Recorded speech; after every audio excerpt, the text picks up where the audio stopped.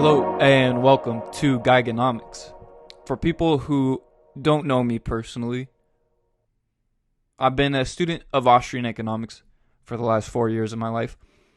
And when I started this podcast, I wanted to develop economic principles and teach that in order to develop the philosophy of anarchy, because it's really hard to develop the philosophy of anarchy without the foundation of economics to support it, because you'll get lost in the woods of understanding subjective evaluation, diminishing marginal utility, more of the technicalities of economics in order to understand anarchy.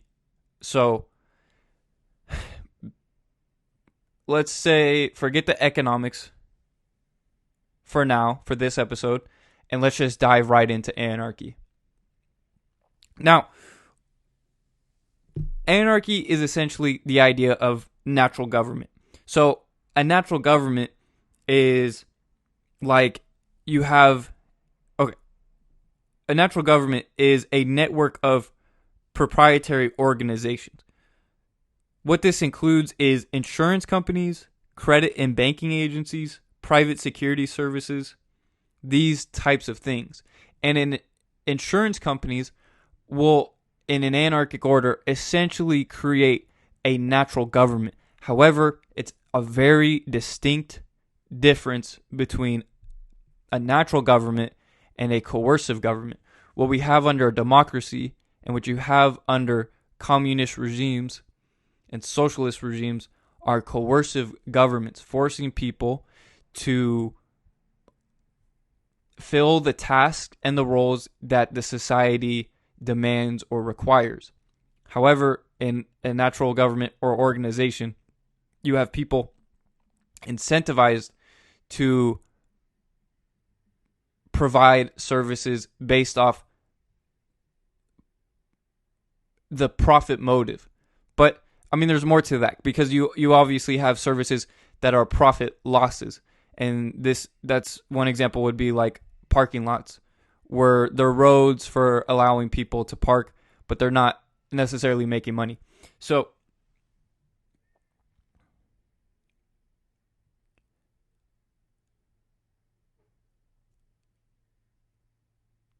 what I want to talk about in this episode are the insurance companies.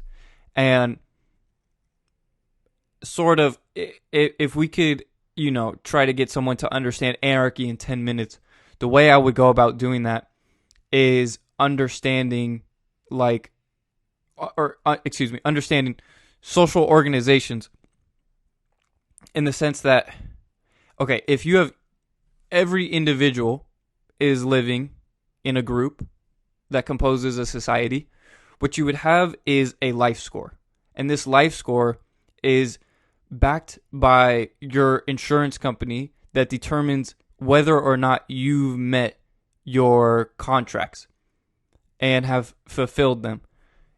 So, for example, if you committed a crime, let's just say you chopped someone's arm off, you would have it. Punishment would be more along the lines of paying people back, reparations, rather than just sitting in prison. So if you do not fill the reparations, I believe that's the term, then you wouldn't be able to have a life score that you otherwise would have been. So it acts as a deterrent from committing crimes. And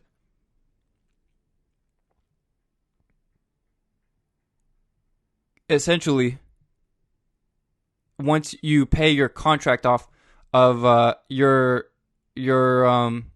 liable. Let's say chopping someone's arm off cost them $5 million because they can't work anymore. So once you work off that $5 million, then you'll be able to bring back your life score. Now, what happens is, if you commit a crime such as this, or multiple crimes, violent crimes, where you haven't paid the victims back, your life score would go down to a point where you wouldn't be able to be included into regular services. So, for example, if I own a restaurant and I see that this person has murdered 10 people and has not paid for it, I would say, hey, I don't want this person in my restaurant.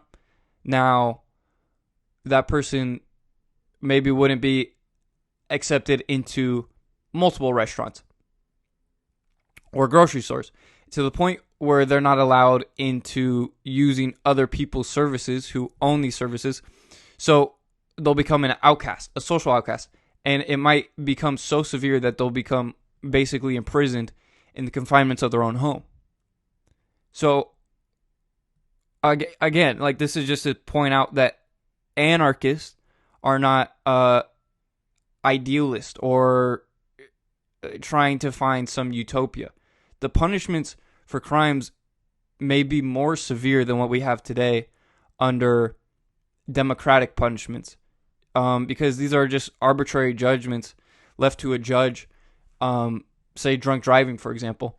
You lose your license for 365 days. That's 1 year. But who's to say it should be 366 days or 364 days or any X amount of days for that reason? This is to point out that punishments are arbitrary, but in anarchic order, you would have, I believe, courts that specialize in specific situations. So they would determine, based on the severity of the crime, the punishment, and there wouldn't be victimless crimes, because that wouldn't necessarily be a crime, generally speaking. So things like agreement for sex, for example, that like prostitution wouldn't be a crime in anarchic order. Usage of drugs wouldn't be a crime in anarchic order because there's no victims. No one's being harmed. So the person selling cigarettes on the street, Lucy cigarettes, wouldn't be a criminal, or like these things aren't considered crimes in my perspective. And it's again a paradigm shift in thinking that, okay, you don't want something in your society such as heroin or meth use, but it's a different thing to make that a crime, to vote for that to be illegal, and then lock someone in a cage for it. Instead, we could do better. We could have rehabilitation centers and these types of things rather than just throwing people in prisons. Not only do we just make it illegal and ruin people's lives and their family lives, but we're also subsidizing it via taxation. It costs about $70,000, I believe, in the state of California to keep one prisoner in a prison. So under this system, someone chops off your arm today, you subsidize their punishment in prison, whereas it should be the other way around, where the criminal should compensate you for your loss of work. And these types of mechanisms are what will be operating in anarchic order.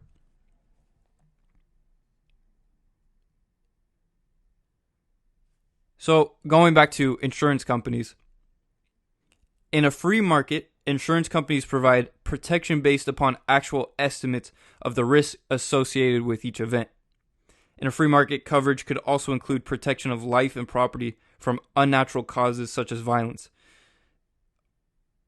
However, today, this area of insurance market is being monopolized by government.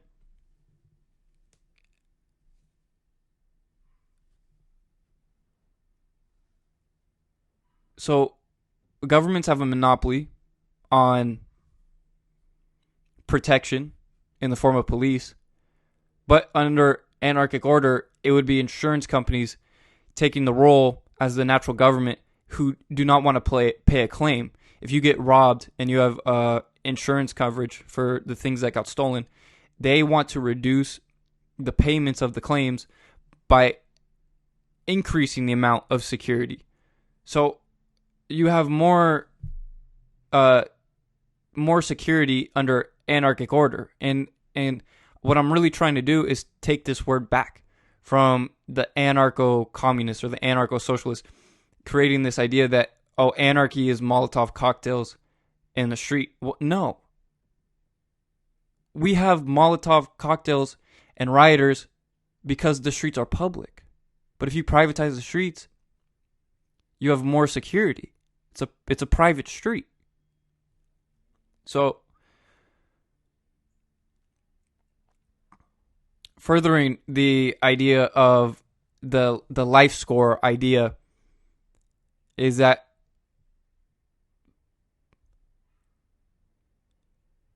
if you just fulfill your contracts, your agreements, then you'll be able to operate within a society. Now, this is very philosophical, and we're going to have to continue getting into the technicalities, but I think that's a good dip into the water of what anarchy looks like. Thank you.